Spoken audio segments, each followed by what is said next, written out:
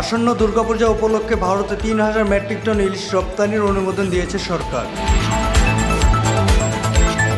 রপ্তানির অনুমতি পেতে আবেদনকারীদের বাণিজ্য মন্ত্রণালয় সংশ্লিষ্ট বিভাগে যোগাযোগের পরামর্শ দেওয়া হয়েছে। শনিবার ২১শে সেপ্টেম্বর বাণিজ্য মন্ত্রণালয়ের জারি করা এক আদেশ থেকে এই তথ্য জানা গেছে।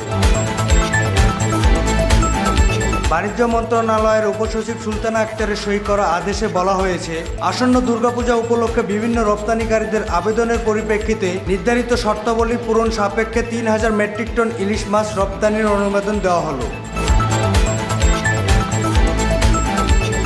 এতে আরও বলা হয়েছে, যারা ইলিশ রপ্তানি করতে চান তাদের আগামী ২৪ সেপ্টেম্বর বেলা ১২টার মধ্যে বাণিজ্য মন্ত্রণালয় বরাবর আবেদন করতে বলা হয়েছে। উল্লেখিত তারিখের পর আবেদন গ্রহণযোগ্য হবে না। যারা আগেই আবেদন করেছেন তাদের নতুন করে আবেদন করার প্রয়োজন নেই।